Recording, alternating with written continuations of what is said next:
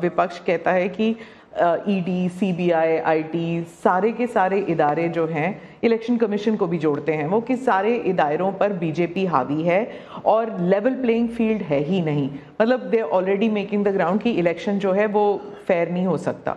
इसमें एक भी कानून मेरी सरकार ने नहीं बनाया, चाहे ईडी हो, सीबीआई हो, चाहे इलेक्शन कमीशन। ऊपर से हमने तो इलेक्शन कमीशन में सुधार किए हैं। आज इलेक्शन कमीशन बनता है तो ऑपोजिशन भी उसमें होता है।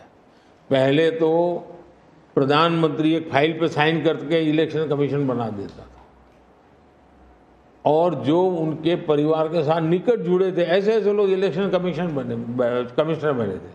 ऐसे लोग इलेक्शन कमिश्नर बने थे जो वहां से निकलने के बाद राज्यसभा के मेंबर बने, उनकी सरकार के मिनिस्टर बने। ऐसे इलेक्शन कमिश्नर बने थे जो कांग्रेस के बाद में कैंडिडेट बने।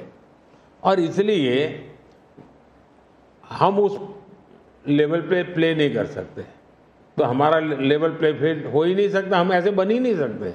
हम अच्छे रास्ते पर जाना चाहते हैं, हम उस रास्ते पर जाना नहीं चाहते। दूसरी बात है, आखिर ईडी सीबीआई कैसे बनी? ईडी वगैरह का आप देखेंगे या इलेक्शन कमीशन, अपने एक कहावत है, नाच न जाने आंगन टेढ़ा। और इसलिए कभी ईवीएम का बहाना निकालेंगे, कभी मूलतः पराजय के लिए वो कुछ रीजनिंग अभी से सेट करने में लगे हैं ताकि पराजय उनके खाते में न चढ़ जाए। वो कह रहे हैं लड़े कैसे आप? या तो ऑपोजिशन लीडर्स को जेल में डाल रहे हैं, या फिर अगर वो आपकी पार्टी में आ गए तो सारे पाप धुल गए। कितने ऑपोजिशन लीडर जेल में हैं? कोई मुझे बताए। और क्या यही ऑपोजिशन लीडर उनके सरकार चलाते थे? या जेल का डर है? डर तो पाप का होता है जी, ईमानदार को क्या डर होता है? मेरे यहां भी तो उन्होंने मेरे होम मिनिस्टर सबको जेल में डाल दिया था। दूसरा, ईडी की बात करते हैं। आप गुजरात के बारे में कह रहे हैं जब आप मुख्यमंत्री? हाँ, मैं मुख्यमंत्री था। अच्छा, जो ईडी की बात करते हैं, ईडी ने जितने केसेस किए ना, उसमें से सिर्फ, देश को समझना, सिर्फ 3% ही पॉलिटिकल लोग इन्वॉल्व है जिन पर एक केस हुए हैं। 97% जिनका राजनीति से कोई लेना देना नहीं, ऐसे लोगों है को हुआ है, जो कोई ड्रग माफिया है, कुछ अफसर हैं जो करप्शन करते हैं, कुछ अफसर हैं जो बेनामी संपत्ति बना के बैठे हुए। 97% केस उन पर हुए हैं, जेलों में वो लोग गए हैं। अच्छा, मजा देखिए, ईडी एक स्वतंत्र संस्था को काम कर देना चाहिए, नहीं करने देना चाहिए? बनाई क्यों भाई?